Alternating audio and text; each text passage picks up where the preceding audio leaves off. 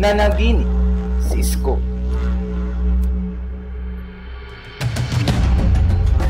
Isko! Tingnan mo ang loob ng iyong silid. Napakakalat. Magligpit ka muna rito bago ka maglaro. Ang tawag ni Aling Lenny sa anak.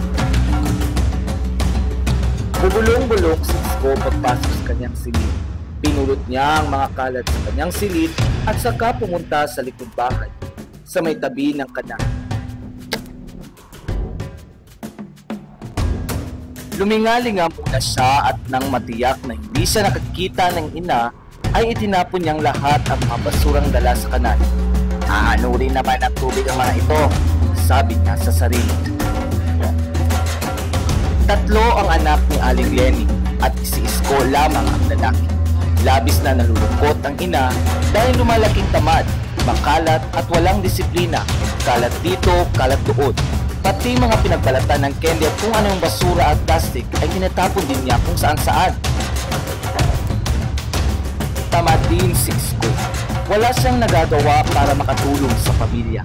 Katunayan, pagkatapos niyang maitapon ang mga basura sa kanal, ay naupo na naman siya sa harap ng telebisyon at pinagpatuloy ang panunood habang ang ate niyang si Maya at ang bunso nilang si Tina ay nagluluto sa kusina. Hanggang sa makatulog siya. Pagkising niya ay hindi siya makakapaniwala sa nakita.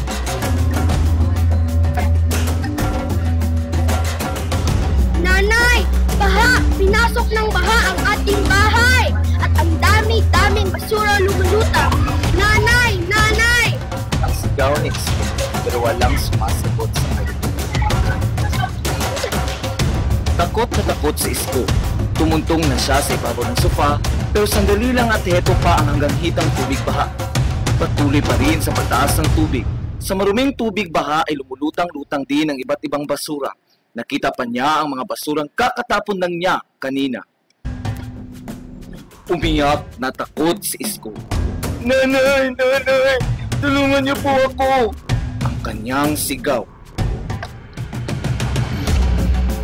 Isko! Isko! Gising! Nanaginip ka!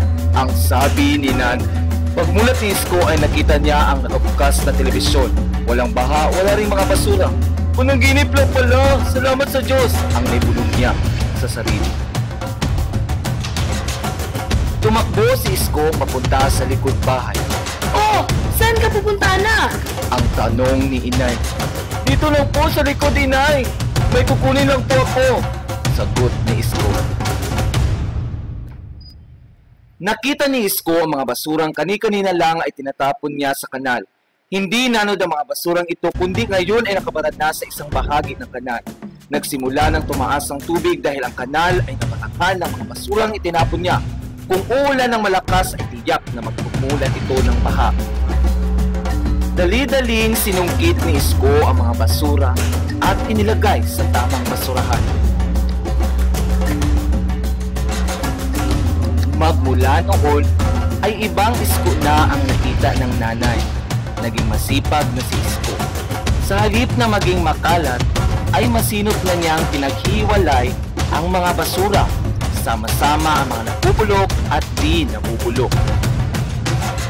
At may nadiskubre pa siya nang ipagbili niya ang mga naipong bote, dyaryo at plastic ay nagkaroon pa siya ng perang dagdag sa kanyang baon. Salamat sa isang panaginip. Created using Powtoon.